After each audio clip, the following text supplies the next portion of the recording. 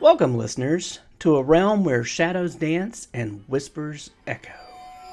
I'm your host, Rick Clifton, and this is Quills and Chills, the podcast that brings you face to face with the masterminds behind the macabre. In each episode, we journey into the minds of horror writers and filmmakers to uncover the secrets lurking within their tales of terror. From classic tales to modern nightmares, we'll traverse the corridors of the human psyche and unravel the threads of dread that keep us turning the pages or sitting out there in the dark. Welcome to Quills and Chills. Hello and welcome back to Quills and Chills. I'm your host, Rick Clifton, and today I am very thrilled to be joined by Michelle McGill Vargas, an accomplished author whose work has appeared in Speculative magazine, the Copperfield Review, and Type House Literary magazine. Michelle is also a master of weaving speculative elements into historical settings. See, there we go. Michelle is a master of weaving speculative elements into historical settings, crafting narratives that are as thought-provoking as they are thrilling. And currently, she's also sitting on the board of the Midwest Writers in the Historical Novel Society.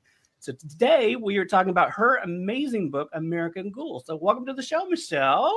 Thank you for having me. I'm so excited to do this. Like I said before we started, I have been super excited about this book from the first day it arrived. So I'm thrilled that you're here, and I can't wait to dive in. But before I do that, I always like to talk about you a little bit and get to know you. So why don't you just tell us a little bit about yourself? I am like totally not that interesting. I'm a special education teacher. I'm a teacher of the deaf and hard of hearing. I do working with like little bitty preschool kids, doing testing with them, do some assistive technology stuff. So by day, I am a special ed teacher. I've got a twin sister that looks nothing like me. I have two fur babies at home. One we think is a terrier that likes to kill anything that moves. And then we have a Pembroke Welsh Corgi who thinks he's a terrier, who tries to hunt stuff, but he's really like hurting things. So we've got some weird animals. And I don't know if they're just weird or if we just made them weird. I think it's the latter, but that's what it is. I love it. And as a special ed teacher, I think that makes you very interesting and kind of a hero for me. So yay. How did you venture into writing? What was your process? What was your journey to get here as a writer? I think, well, I would have to give a shout out to my fourth grade teacher. Look, I'm an educator, so let's give a shout out to the teachers. I had a fourth grade teacher, and she had like centers in her room, I guess, to like keep all of us corralled and entertained or busy while she was doing stuff with other kids. And she had a center that was just a creative writing center. Like there would be prompts or pictures and things, and she was just like, write something. And so I would I didn't care about anything else she was talking about or doing in the class. It was just like, when is it my time to do my rotation at the creative writing thing? And so you could just write. I mean, she wasn't looking at grammar, she wasn't looking at story structure. It was just like, just get it out. So I would just have all these like weird whatever doing it. And so I think I really always wanted to write, but never did. Weird story until we needed a roof on our house. And then my husband's like, you know what, why don't you sit down and just like write a book and then you can sell it and then we can get a roof on the house. And I'm like, I don't think that's how it works, but it was like, okay, let's try it. So it was, looking on like online things, and I found like a correspondence writing thing that kind of took you through the whole nonfiction writing and fiction writing. And it was Christian fiction. I thought I was going to be a Christian fiction writer, but that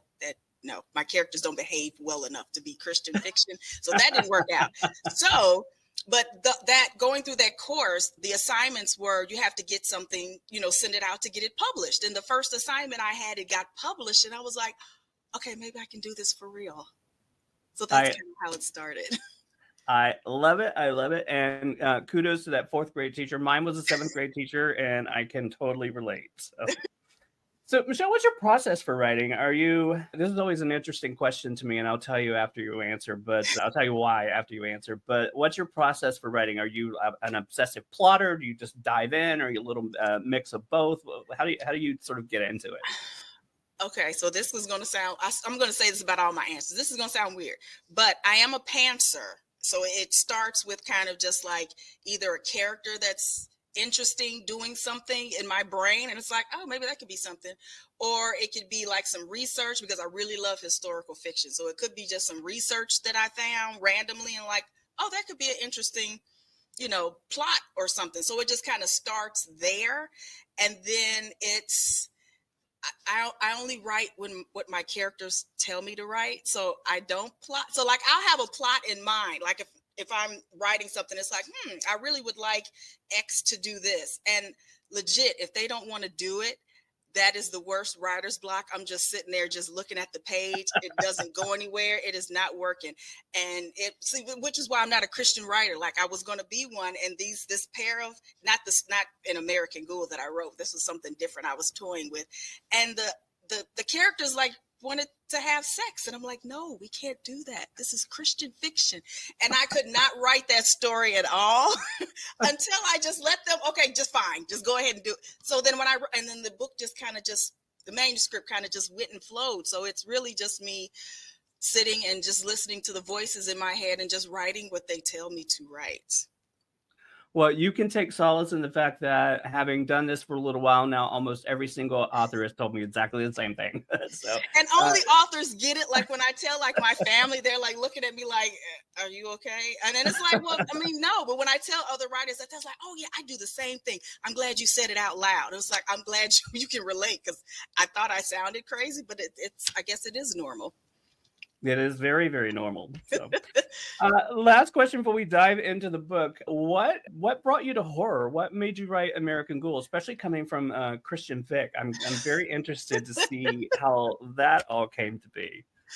I love horror movies. Like in October, Me too. I don't watch anything. Like I'm looking for anything like AMC, Netflix, what you got? And it could be something that's like different. Like I won't watch slasher movies, not because it's gory, it's just that they just don't make sense. Like if you're coming back 20 times, I mean, are we going to kill you or what? So I don't do horror slasher movies, but I love horror movies. When I was a kid, like my dad would take us to the library and we had to check out a book. And so my sister and I would get these like ghost stories or books about this is how you kill a vampire. Like we'd stash that under like our Sweet Valley Twins books or something. And like so I was like really into like horror, and I never really intended to write a horror story. I was just watching Fright Night one October, and the Billy Cole character in the original Fright Night. The Billy Cole character, I'm like, okay, what is he? And so is he human? Is he not? And you really don't kind of figure out what he is at the end until he does this whole melting thing. But then it's like, okay, if he's human, why would you choose to just follow a corpse around everywhere? Like, yeah, I'm going to get rid of your bodies. I'm going to live in the house. I mean, are you not terrified of this thing coming to get you at night one night? And so that was kind of how I got to doing American Ghoul. Not so much that I wanted to be horror. It just kind of ended up that way, but it was my way of answering the question for myself. So the main character in the book is just kind of, I guess, my avatar. Like, okay, well, why would you want to do this? What would make somebody do that? And so that's how that story came about. It was never meant to see the light of day. This was just something I was having fun with because my other characters weren't talking to me anymore. And so this is what came out of it. I love it, and I'm not going to let you get away with that pun. Never meant to see the light of day. Oh. Definitely calling it out. All right, well, let's talk about this book. I love this book. I could gush all day, but tell us a little bit about what American Ghoul is all about. If I had to boil it down, I guess it would be like a Thelma and Louise type of story, with one of them is a newly freed slave and the other one is just like this batshit crazy vampire. Can I say that? You can. Yeah, okay. And she's just this nutty vampire. And so they're on this journey from trying to get out of the South, like immediately after the Civil War, to go north. But then you have all these like hijinks, and then you got like history and horror as they make their way up north. And so it's really Lavinia's story, the main character, where she's trying to figure out who she is in this new world where she's no longer a slave. She's no longer tied to somebody, but she's got this vampire that she has to care for. And so while she's trying to figure out who she is and figure out relationships, because of course she wants to have a family, she wants to settle down, that sort of thing. But how do you do that when you've got to tell somebody you got a corpse like outside or up under the bed or something? So she's trying to navigate that, and then you've got the vampire who wants to eat everybody she's trying to meet. So that's the story. That is hilarious. And a lot of Simone's like hijinks that she gets up, it's like Lavinia's always trying to, pull her back and keep her in check. And I just love it so much. So you obviously excel in blending speculative fiction within historical settings. And I'd love to know how your approach to writing Lavinia's perspective in this story, especially as you said, as a recently freed slave, and navigating these complexities of life and everything that they encounter, I suppose, together, life with a vampire in post-Civil War America. I mean, wow. So I loved it. So. Well, that era is something that I was interested in anyway. Like I was at some point in time, I was watching and reading everything Civil War related. And so I wanted to set the story in where I live. Like I live in Northwest Indiana. And so, it's in the little corner that I live in. I wanted to write something where, it's just not steel mills and the Jackson 5 going on over here. I wanted to write a story in that era. And so there was like really nothing here. There were no Black people in this area at all. So it's like, I wonder what that would look like with, she's the only one, well, not in the story, but in the story, she's like one of the two people who are in the area. And so, well, what does that look like? And then because I didn't want it to be super heavy, not so much trying to focus on like, all the social commentary that would go along with race and just being newly free, but just still kind of having fun with that and knowing that that's still something that you kind of have to tackle. But I want it to be in a more fun way. And so because it was so sparsely populated in this area, I thought that would be a good way to kind of just, okay, let's put a vampire there, because you got like all these sand dunes and these towns are separated for like days travel to get there. So I figured that this would be kind of ripe for vampires to live in. And then you add another, I don't want to say oddity, but another person that people in the area aren't used to seeing. And so now you got these two strangers and, you just kind of let them loose in the sand dunes and see what happens. I love that. And I'm going to try and say this spoiler free. How Simone's victims were chosen, what I loved. I was like, yes, do it. So I don't want to say any more because I don't want to spoil it for people. But the way that was done, I was like, I was literally saying, yes, do it now. Well, I kind of wanted it to make sense too, because again, this was my reaction to Fright Night. It's like, okay, make it make sense. And so Lavinia is me in the story. Like, okay, make this make sense. We have to do something that makes sense. So exactly. Can you talk a little bit about what challenges what surprised you as far as challenges in blending historical fiction with supernatural elements like vampires and vampirism? I guess the challenge is, like I said, because I do like history, the challenge is, how true to it do you want to stay with it? So trying to keeping it in the landscape that I had it in the time period I had it in, even though you have a vampire in there, it's still like, hey, I want to add all of this historical stuff that I know about it, but then it's like, it really doesn't make sense because you are talking about that something speculative. So I was trying not to write a book where you're going to get like those phone calls and emails or whatever. And somebody said, that's not what really happened here. And that's okay. Well, there's a vampire in the story. That didn't really happen either, but it's there. I mean, but I think you're missing the bigger point. Right. So I think that was the hard part, because I am more of a historical type of writer, but because I really love, if I had to choose a monster, it would be vampires that I just really love. So trying to figure out how to do that and still try to stay true as historically as I could. So in this book, I would love to know, what fresh perspectives are you bringing, and how does this book challenge traditional vampire lore?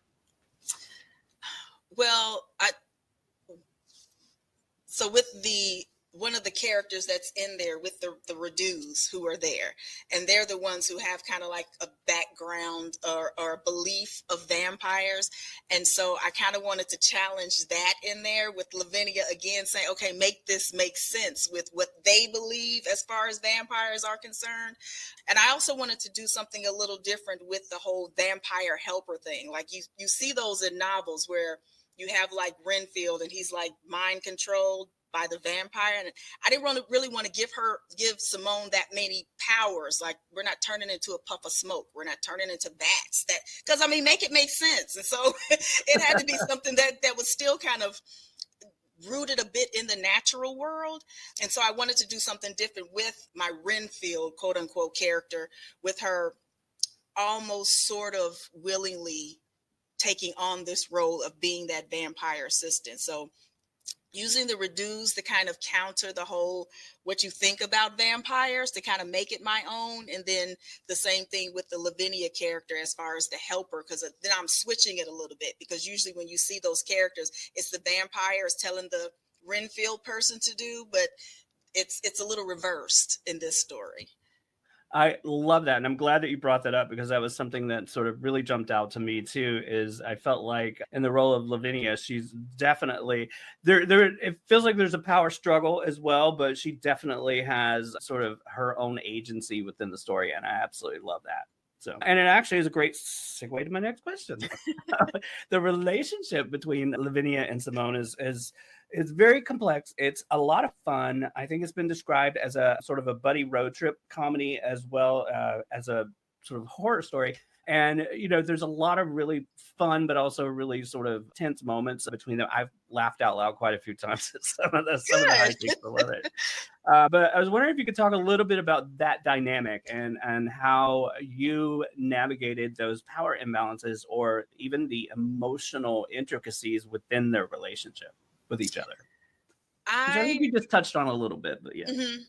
So when I was coming up with that relationship, I was kind of channeling the whole Scarlett O'Hara and the character that Hattie McDaniel played. I can't even remember. I think I don't remember what her name was in the book, but that relationship that they had, where, you know, Hattie McDaniel just kind of just said anything to Scarlett, and she's just like, okay. I mean, and Scarlett tried to like make it seem like she was running things, but I mean, like, she really we knew wasn't. Right. And so I was thinking of that kind of dynamic with it, but I did want Lavinia to be stronger, because I did want her to start to learn who she was as a woman and as a Black woman in this new era. And you know, that time period isn't like the happiest, the joyous one. And so and not to, like, you know, make short shrift of that whole era as far as, you know, Black and white relations, but I did want it to be more comical, and I thought that reversing it would make it a little bit more comical. And then I think in the story, even Simone makes that point where she was like, well, yeah, isn't this funny? You're the one telling me what I'm supposed to be doing. And it's just like, yeah.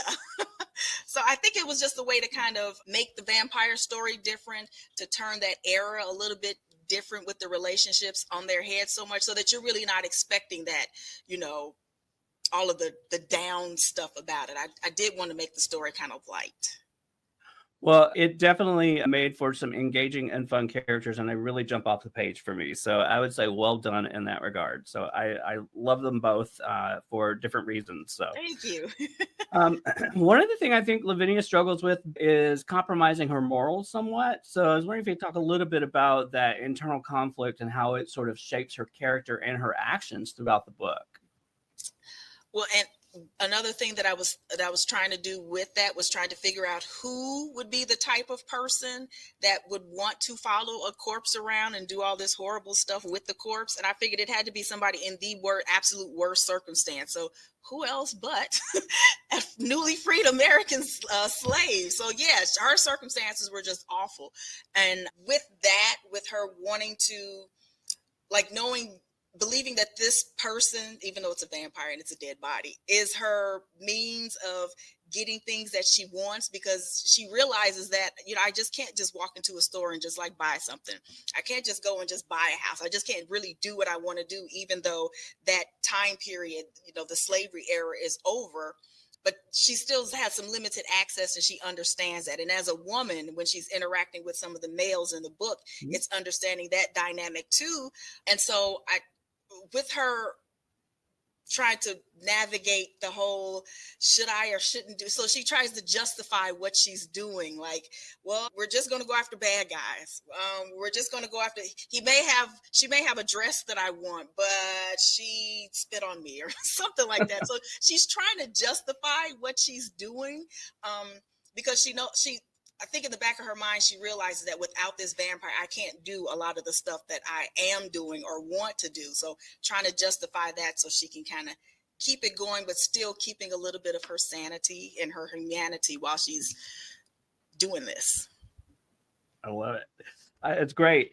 And so this one, there is a list of questions. I believe that you wrote the discussion questions, and this is a direct lift from that because I thought it was just so great. And I want to ask you this question. I want to turn it back to you. It's from the discussion thread for book clubs and what have you. But do you think that Lavinia and Simone's relationship would be relevant today? And how would today's understanding of race and gender impact that relationship? I'd love to know what you think. And you know what?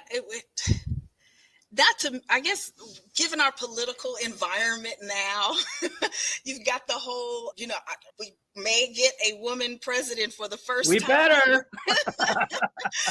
I'm going to call it. Our next president will be a woman. And then, just getting excited with that. And so is the relationship relevant today? I would have to say, yeah, because there's the whole just women in general. There's some issues that we share, and we shouldn't really be as competitive with it or feeling like, I can't do that because it's going to endanger the proximity I have to power or something, or they don't relate to what I'm doing because they're not the same as I am, but we're all kind of collectively doing that. And so with Lavinia and Simone, both of them having their own kind of goals, they have their own separate goals in the story, but together they having to learn to realize that they are kind of working towards the same end, which is like not getting caught. But like Simone needs her blood and Lavinia needs her humanity, her people. And so that whole concept of you don't have to fight with each other in order to get to a common goal. So I think that it's kind of relevant here today. So not so much black and white, but I think just as women, knowing that we have some commonalities and there's no reason why we shouldn't not vote our best interest for things just simply because, or for whatever crazy reason, but knowing that if you're doing this, it's going to affect what I'm doing as like a black woman, or what I'm doing is going to affect what somebody's doing who's a Hispanic woman or a Latina woman or an Asian woman. So we all kind of have some common goals. So I do think a little bit that it would kind of translate to today's issues that we're having. I think it does in a big way. I think for me, it was pretty much the same concept in learning to accept each other's differences and learning to live together and work together in that regard to rise up together. So yeah, I feel very much the same way. And yes, Team Kamala over here, so let's get that done. So I want to talk a little bit about the research aspect of this, and I'm just kind of curious what your process for research was for this particular story and how it sort of all came together with the historical aspects in the post-Civil War America. So I'm from Gary, Indiana, live in Northwest Indiana now, and it really just kind of started with the research with the area, because again, the corner of the state that I'm in is this little blue dot in this red state of Indiana. And so when people think of Northwest Indiana or Gary, Indiana, again, they're thinking of like steel mills and Michael Jackson, which is fine. We'll take the King of Pop. That's good. But there's more to it. And so I started just doing kind of research in the area because the city of Gary is pretty young. It was just founded in 1906. And so I'm like, what was going on before that? And there was a whole bunch of craziness going on before that in the pre-Civil War and post-Civil War era, even though there weren't a lot of people. And so just doing a lot of research with that. And so, looking to see about the different nationalities who lived here. What were the different towns, and learning that all of the towns that were here are now neighborhoods in Gary, Indiana, which was like interesting.